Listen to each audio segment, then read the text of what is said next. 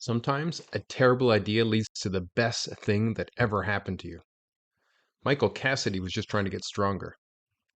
It didn't go so well. That.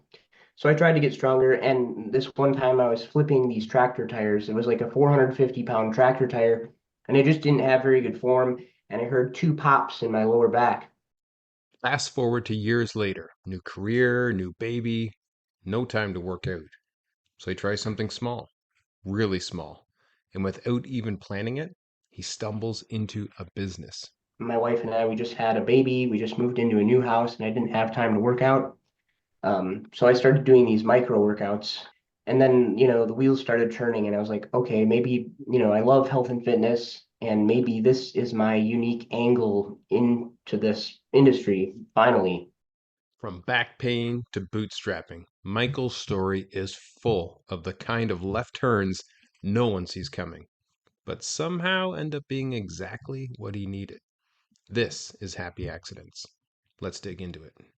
Hey friends, I'm Dennis Geelen, author of The Accidental Solopreneur. Welcome to the Happy Accidents podcast, where we dive into real stories of unexpected success, from chance encounters in everyday life to the serendipitous moments that shaped thriving businesses.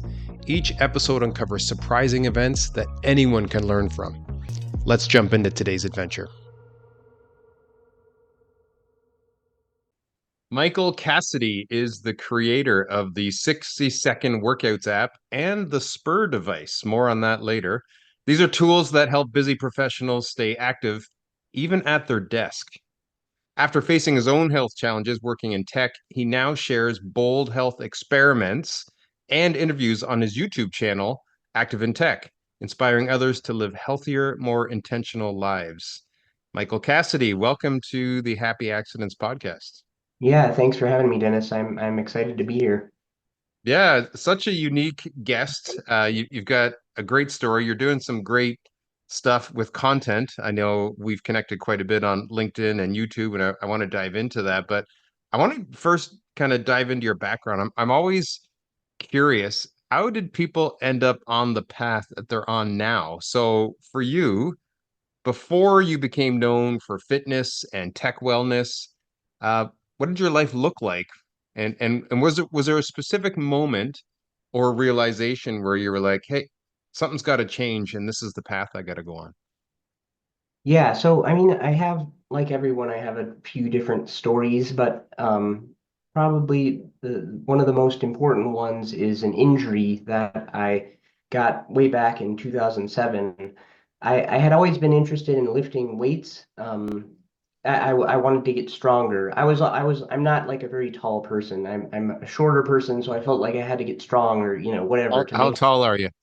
I'm like 5'8", 5'9" on a good Okay. morning, maybe. I mean, I'm not like horribly short or anything, but my Right. mom's like 4'11", so I consider myself like pretty tall compared to her. Compared to her, yeah, it's all Yeah, relative. yeah, yeah.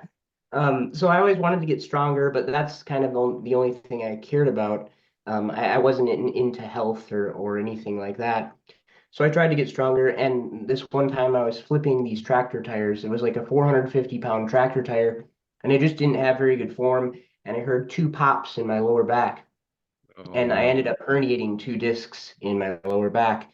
And that was kind of devastating for me. I went many years with pain and suffering, kind of, and no one could give me a good answer on what I should do. My options were like surgery or, find a job in which you don't have to sit or stand very much, because both kind of hurt me. Um, Mm. and there was a moment when I decided that I wasn't really getting very much help. And so I kind of thought, well, I need to help myself, and I need to help myself so that I can help other people not have to go through what I've gone through. So that's when I got into like research, scientific research. I dove into the studies, and I found out through trial and error different lifestyle changes that I had to make, with my sleep, how I Mhm. ate, how I exercised, and over time, I slowly got better. And that was kind of my journey into health and fitness. But then after I kind of fixed myself and all that stuff, I didn't really see a way forward any further with health and fitness. I thought, this market is super saturated. Like everyone on YouTube is talking about health and fitness, or at least the people I was watching. And so I kind of like scrapped that. I put it on the table. I mean, I still like did health and fitness. I just didn't think I could teach anyone about it. Right. Um, so then years later, I started working for my family's business, Minnesota Convention Services. We set up different exhibits, mainly in Minnesota, the Minneapolis Convention Center. We would build exhibits with our hands, like at the auto show or motorcycle show or something like that. So I was in that business forever. And then the pandemic happened in 2020, and the trade show events kind of got shut down, and I didn't know if they were coming back. So one of my friends, he was a bartender. He ended up getting into tech through this boot camp. So I figured if he can do it, I can do it. So I decided to get into tech. I didn't know anything about tech. Didn't even know what the cloud was in 2020. So in this well, I guess this was in like 2021, 2022. I had tried a few things before I landed on tech. So I went through this boot camp and I got into tech. And along the way, I learned about social media. I started posting on LinkedIn because we were told to do that, um, to, gain the attention of recruiters or whoever might be interested in some of our tech projects and whatnot. It was a great boot camp. I learned about like interviews and resumes and things like that I had never done Yeah. before. Um, and along that journey, there's just a lot of stories wrapped up in this big story. But so as I was doing this DevOps, that's what I am now, a DevOps engineer, a DevOps author. As I was going through this boot camp, um, I didn't have time. I found myself not having time to work out because I was going through this boot camp. The trade show industry ended up coming back. I didn't think it was going to, but I had to finish what I was doing. So I was working full time, studying full time. My wife and I, we just had a baby. We just moved into a new house, and I didn't have time to work out. So I started doing these micro workouts, kind of like intuitively. Um, and during that same time, my colleagues who were in this DevOps program were complaining to me about like back pain or gaining weight because they were working remotely. And then, the wheels started turning, and I was like, okay, maybe, I love health and fitness, and maybe this is my unique angle into this industry finally, after, many, many years of thinking I had no Right. shot. So Wow. because of this weird kind of unique intersection, I was like, well, maybe I can do this. So I started posting on LinkedIn about health and fitness as it relates to like remote workers or tech workers in general. And then slowly I started sharing like these micro workouts that I was doing. And there was a lot of research also coming out at the same time that I started to share these about micro workouts and their effectiveness in terms of health and fitness. So I ended up going all in, and I created this Love app, it. the 60-second workouts app, and that was kind of the start of this path Wow. that I'm on I love it. now. I love when I'm talking to anybody who's done something like you. You've kind of gone in a different path and you've built something, created something, and then you look back at the journey.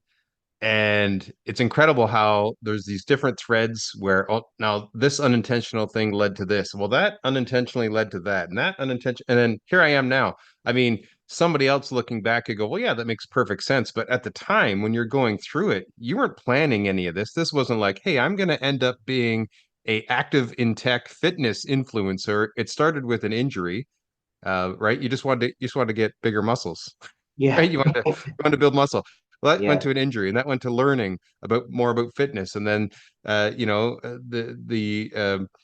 COVID-19 shut down the business you were in. Well, that led to this boot camp, and then that led to tech, and going, hey, wait a minute, and then you learned about LinkedIn. And it's just so crazy that now here you are, years later, like that was 2007, I think you said this kind of yeah, all kicked off.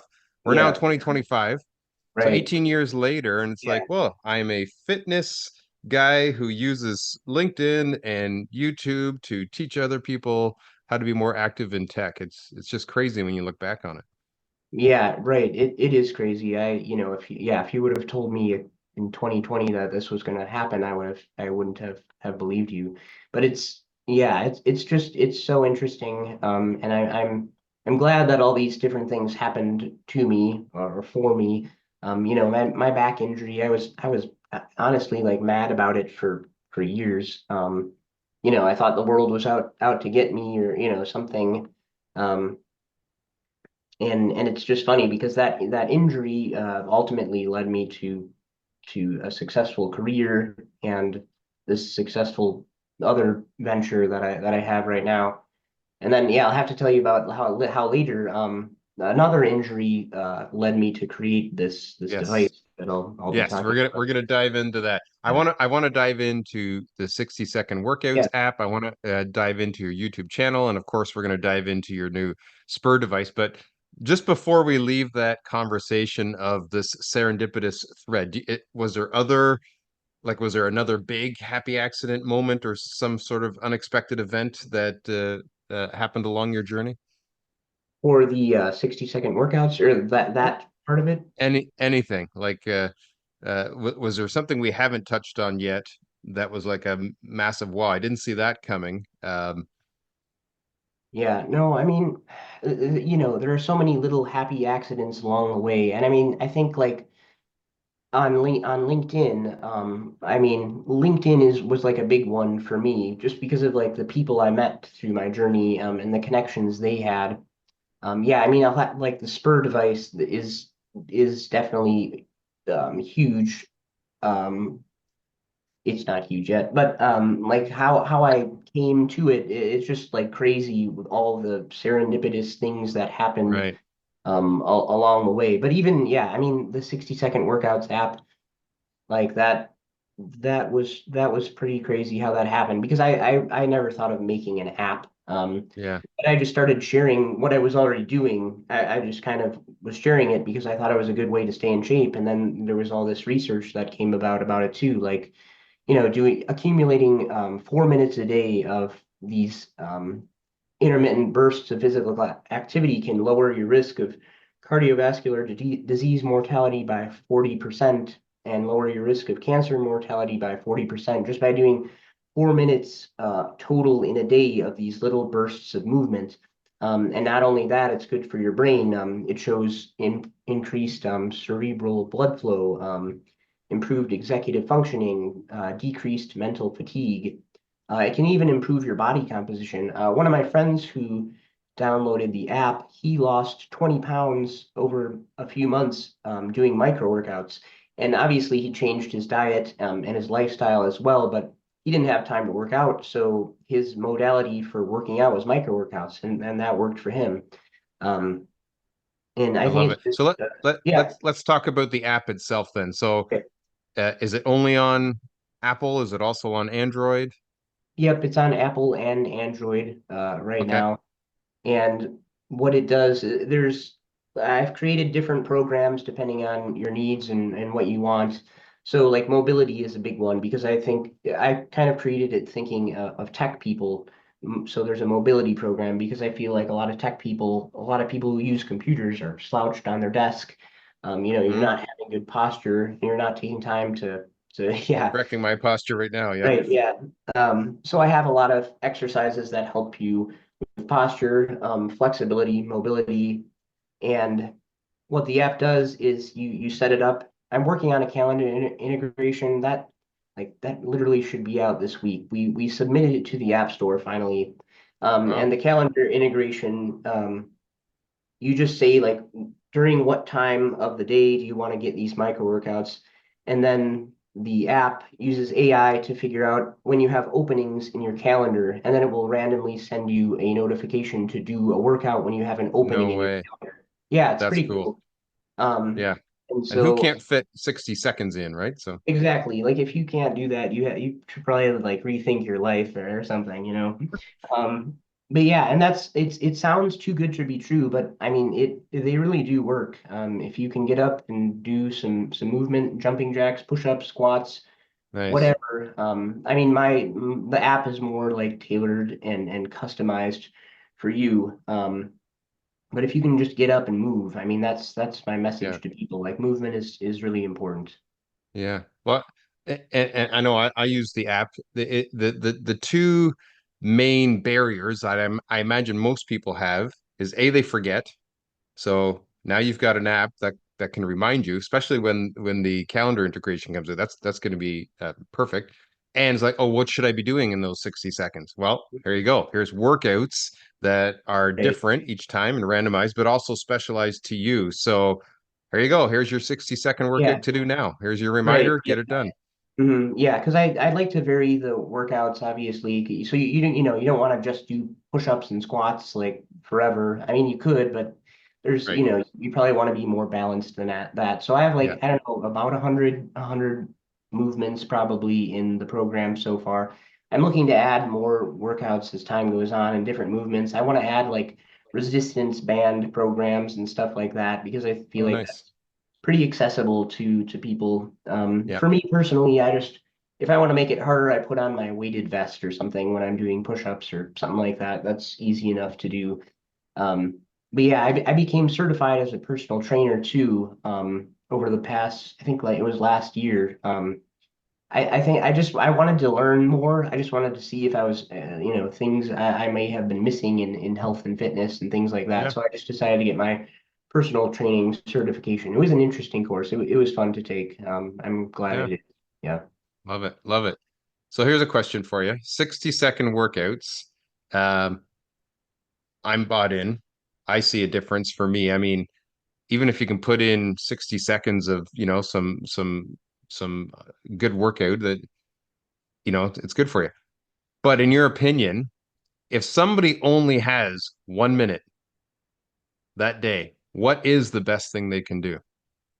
Um, I I think if I'm being honest, I think squats are like probably the best thing you can do. Just because Yeah. when you're squatting, it's usually using like a maximum amount of musculature in your body.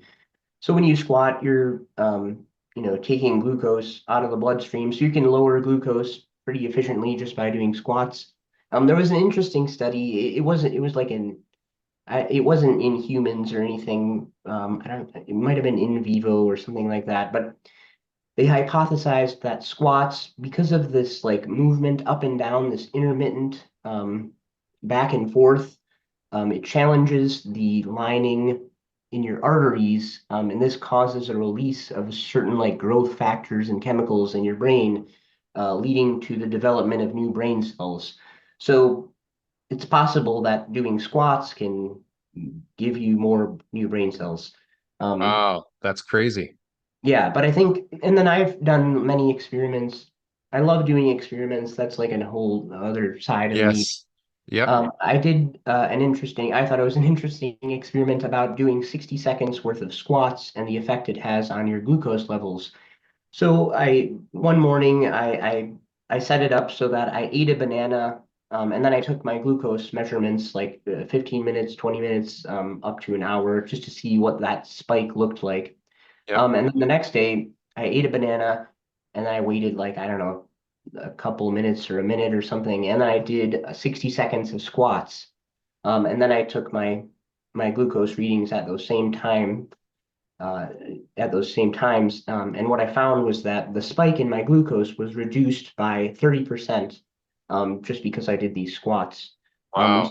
I thought that was pretty interesting. And I have I posted that on YouTube. There was some other guy that said he does this and he was able to reduce his glucose levels after he ate McDonald's or, something, whatever.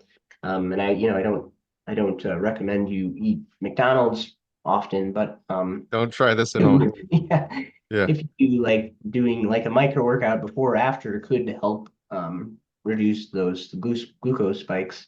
Yeah. And that's just one of the and there are there was a study that kind of supports that finding as well.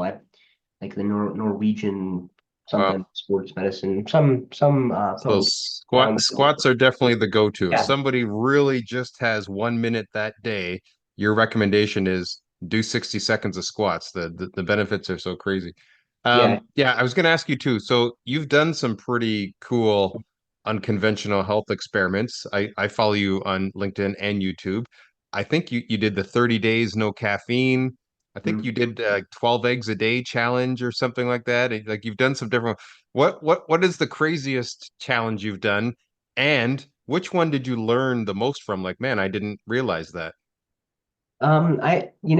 Well, gosh, I mean, I've done a few interesting ones. I just finished a 30-day weighted vest challenge. I'm editing that for YouTube right now.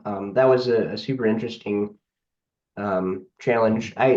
When I started it, I talked about it on LinkedIn, and there was six people who wanted to do the challenge with me. So we all got into like a group chat, and it was funny because nobody completed it. It was just me. And one of the reasons I told people is because I was like, I need to make sure that I complete this challenge. So it Right, helped me, but no one else was able to do it. I don't know if it was because it was too hard or what. It was hard, right. but So that was what exactly was the challenge? They had to wear the weighted vest for a certain amount of time each day, or so my goal was to wear the weighted vest during most of my waking hours. It ended up being about 10 to 12 hours a day I would wear a weighted wow. vest. Okay, And I did it as a challenge, but also to see if sort of artificially raising my body weight would kind of almost trick my body into losing some weight. And so, well, here's a spoiler alert: I did not lose any weight. mm, Um, so that was interesting, and I think the reason I didn't track my calories because I didn't want to track my calories. I didn't want others to have to track their calories because that can right, kind of sometimes be annoying. But I know I ate more. I definitely ate, and I think I ate more because I was burning more because it took right. me more energy to move around. Yeah. Um, and I had to get a different vest halfway through it. Did not have a good vest. So I ended up getting this like hyper vest. It was kind of expensive, but it was well worth it. And I was able to like kind of move more because of that vest.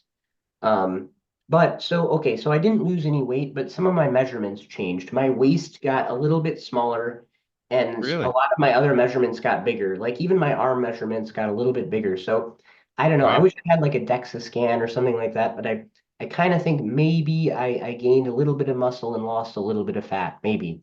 So Right. that was interesting. The Okay. experiment that I learned the most from was my decaf challenge. Um, I kind of learned that I didn't need caffeine as much as much as I thought I did. This is a decaf, by the way. So in Oh, it case you're is. wondering, Okay, nice. yes. Um, I also learned that sometimes decaf has like a little tiny bit of caffeine in it, but I wasn't worried about that. Like that's Right. not a big deal to me. I get coffee beans that are the Swiss water processed.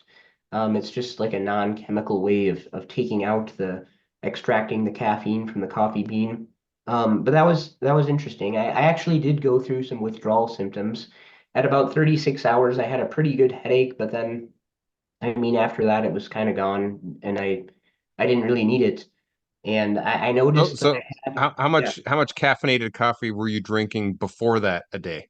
So not a huge amount, maybe compared to some people, but I would have like two, three, on average, 2 to 3 cups of coffee a day, like four Okay.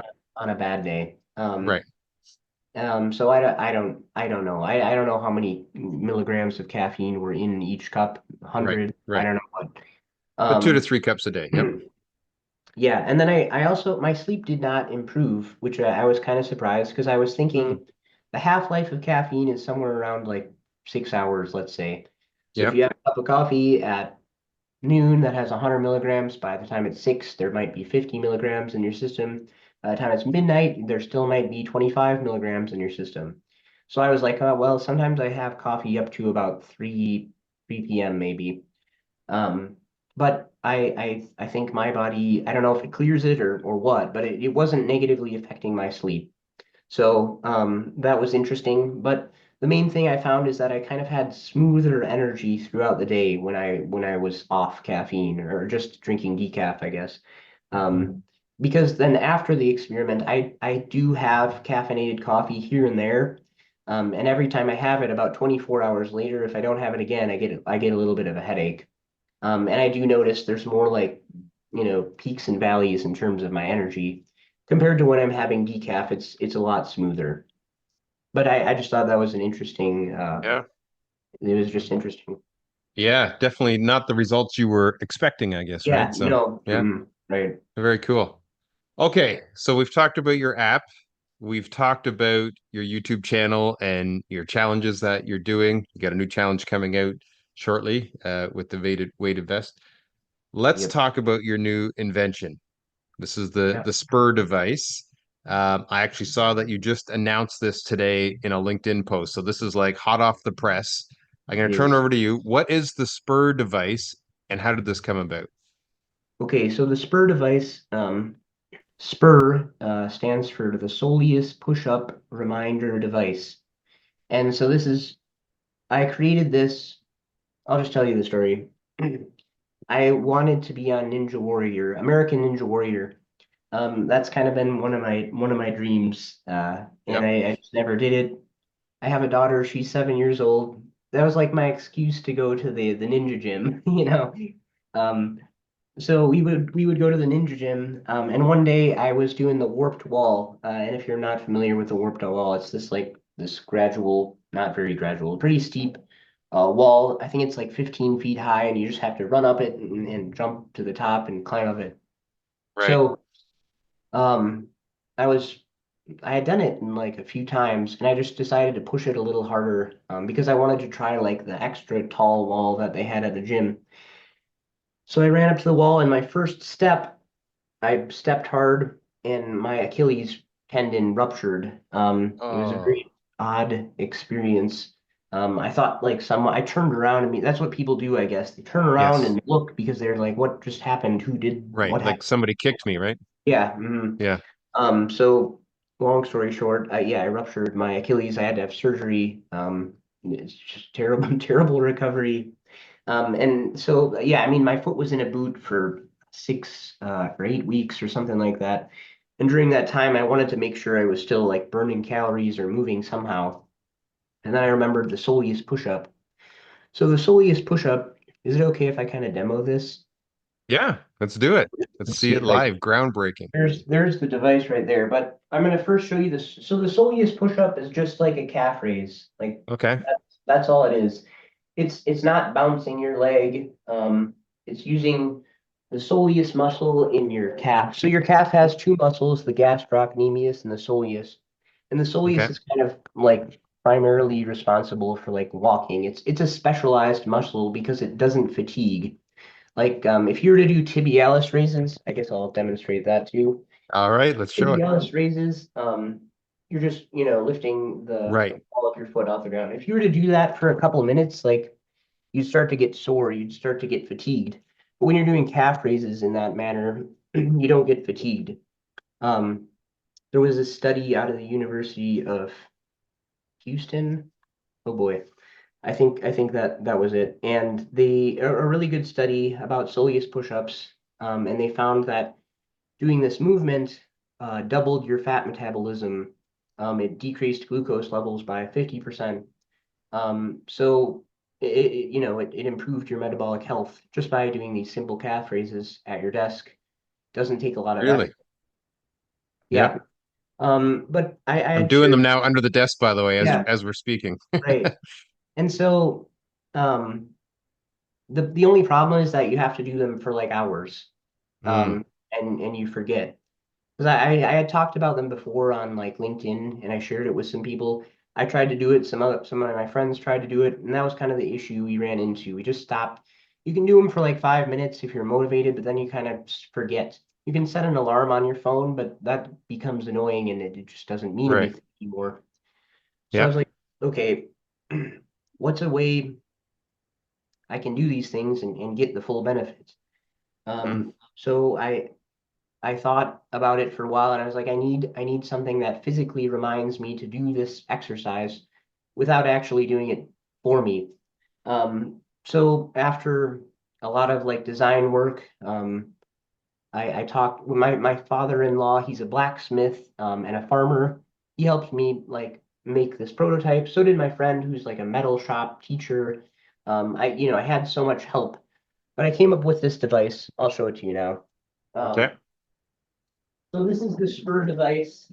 Okay, let's see if we can. I want to break it. Okay, here it is. So Yeah. it's just a super simple. I mean, it doesn't look simple. Um, I'm currently working on with an industrial designer. I'll have to tell you the story with that, the industrial Okay. design. All right.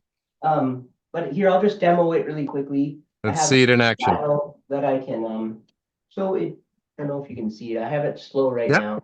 So Yeah. it taps the It's bottom moving up and down. of your Yep. foot, and then when you get to the top, it taps the top of your foot. Right. Not doing the movement for me. I mean, you could just like not do anything, but it's a reminder. And it seems kind of odd. And what I found was that at first I just had the bottom piece. Um, but I found that, us humans we're kind of lazy. We avoid discomfort, So Yep. like after a while you just leave your foot up with this thing bothering the bottom of your foot. So I had to add this top bar. So it reminds you both Ah, ways. It reminds you to go up and to go down. And love it. you can change the speed a little bit too. Um, Oh, wow. but it allows You you go to go faster. Yeah. through, yeah, so it allows you to go through this movement. So it's push up um, kind of indefinitely, I guess. And um, yeah, and it's I it's love it. it's interesting because it takes like a couple it takes like a couple minutes to get used to. It's kind of odd. And obviously the final version, um, it probably won't be made of metal either. It might be a little softer, but Right. you can focus and you can do other things while you're doing this movement. You kind of forget about it. I did it, and so for me, I could only use one foot while I was doing that, but I figured, whatever, I'm still getting half the benefit at least just by doing it with one foot because my other foot was immobilized from my brace. Um, Right. but you can focus. For me, I have an under the desk treadmill, and I'm just not, if I'm doing like deep work, I just can't, I'm not a good multitasker. Maybe it's just like a guy thing, I don't know, but I can't multitask. But with this device, I'm able to multitask pretty well. I'm able to type and do my work and whatever. I had a few of my friends and family members try it out. So I decided to patent it, and that's why I haven't been able to talk about it until now. But we finally turned in the patent application, so now I can talk about it.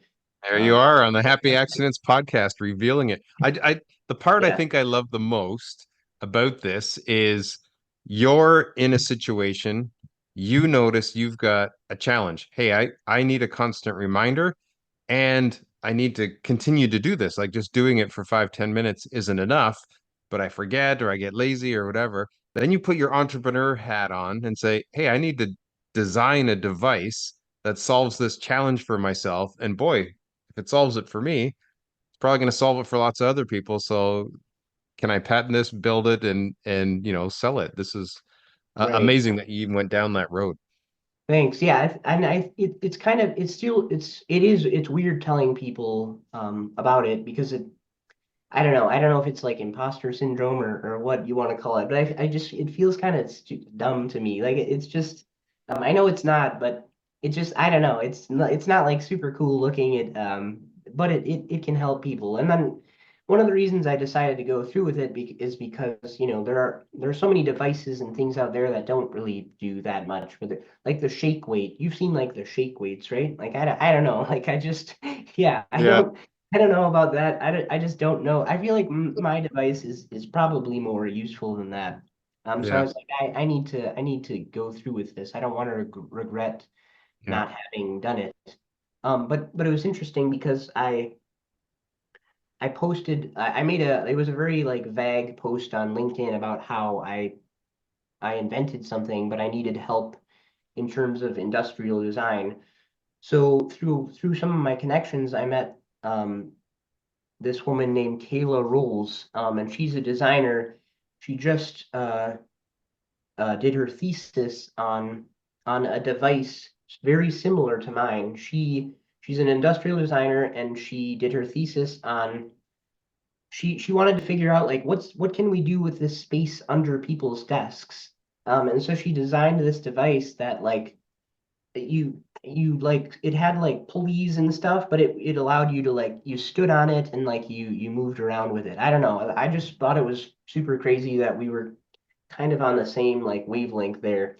But she's my industrial designer right now, and we're just trying to make it more streamlined for office use because I want to make like 10, 20 of these and do like some kind of focus group or study. And I also met someone on LinkedIn who has a lot of different like measurement tools like DEXA scans and things like that. And he wants to use it in his workspace with some of his employees and just measure some of their like health metrics or body metrics to see if this thing does what it's supposed to do. Um, so yeah, I'm So pretty would the excited about target that. audience be people who are recovering from an Achilles rupture like you, or No, I mean that could be a use case because for me, I eventually did use my injured foot and it did seem to help like strengthen my Achilles. I don't know like how much quicker it strengthened it compared to if I didn't right? do it, but um, I think the main audience is just people who sit at a desk or people. So my 60-second workouts app helps people kind of get into the door of health and fitness. And I think this is even like a step back further. It could be a step back further for people who don't want to like go on a treadmill or walk or don't have time for whatever. I think this is like a very elementary step into fitness. And it just anyone who has a sedentary job who sits at a desk like might as well do this. Because if Yeah, you can double your fat metabolism while you're sitting down, like you might as well do that, right? I don't know. yeah, Um, exactly. Might as well. Yeah, so yeah, I mean, I'm open to like any kind of application, I guess, but I'm thinking that's kind of my audience, or just because if I could sell these like in bulk to like offices, with the argument being that your your employees will be healthier and more metabolically fit, I think that could go a long ways. Yeah. There you go. So anybody watching or listening to this podcast who's like, "Hey, I think I'd like to invest in some of these for my employees at the office." There you go. Get in touch with Michael. You could be some of the early adopters and say, Right? "Hey, I was there when this thing was invented." So very, very cool. I just again, I love how there's those threads of I never intended to do this, but this happened to me.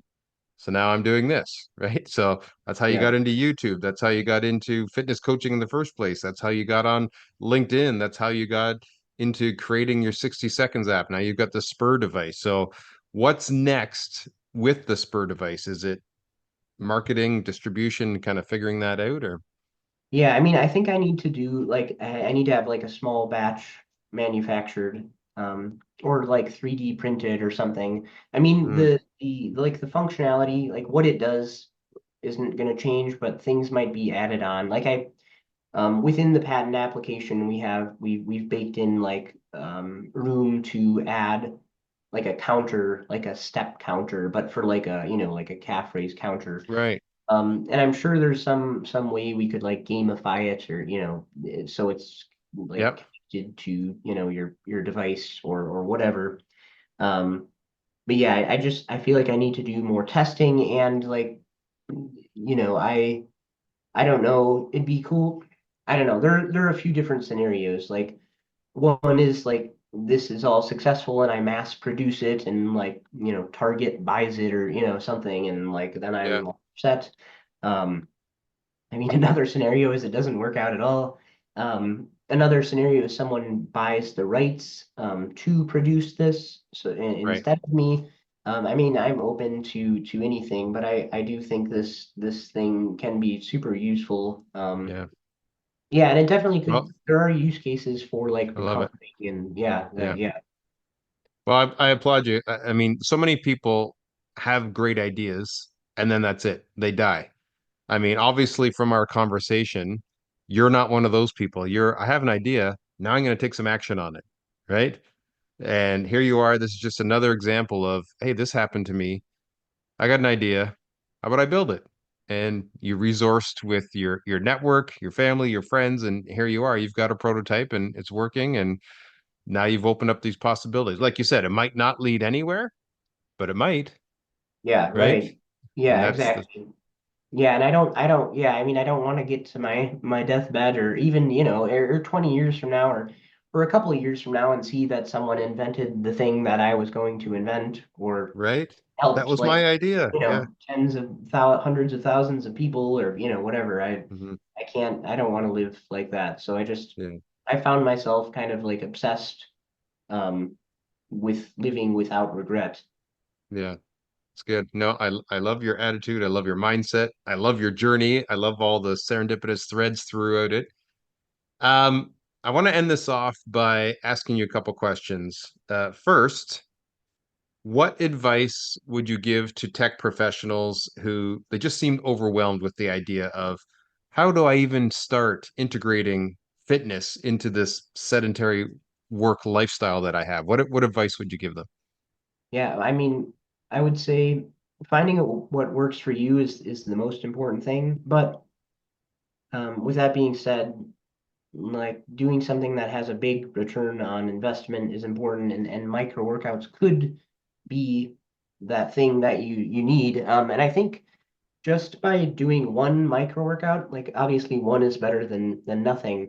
So just take a day, today would be best, and do a micro workout. Just do 60 seconds of squats, and that's it. Not No, right now, while they're listening to the podcast, while they're yeah, watching it, they should do it right. right now. Yeah. And I'm very confident that you'll feel better and you'll want to do it again. So then the next day, do it again, do push-ups instead, or whatever, download my app. You can get a week for free. And you can learn a lot of exercises in that amount of time anyways. Um, or so do one the next day, add in another one if you can, and go from there. Because even the studies that I mentioned before, one has a big health benefit. Just doing one micro workout in a day, it makes a difference.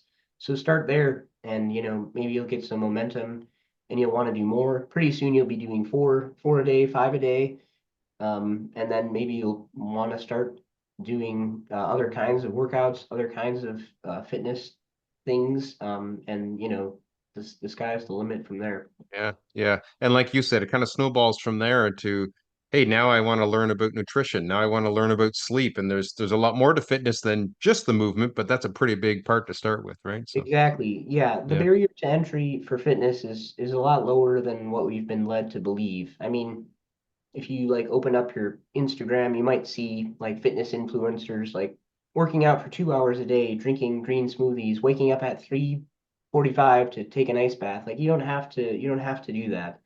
yeah, Just start small. That's the way to go, and then be right. consistent. Yeah. Instead of go big or go home, go small or not at all, right? Okay, Yeah. next question. Where can people find you? Where can they connect with you?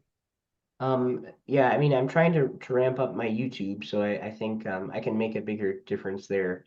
I'm gonna start a show on YouTube. I'll have to tell you about that later. The Active in Tech Show.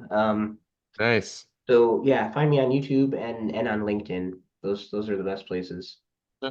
Perfect. So we'll put the links to those in the show notes. If anybody wants to connect with you on LinkedIn or follow you and your channel on YouTube, and then you've got your website as well. So Yeah. we'll put Yep. we'll put all those links in the show notes. So anybody who wants to get in touch with Michael, who wants to use his app, who wants to follow his crazy experiments and stuff on YouTube, or maybe be one of the first early adopters of the new Spur device, they can find you. Yeah. Yeah. Well, Awesome. thanks a lot for having me, Dennis.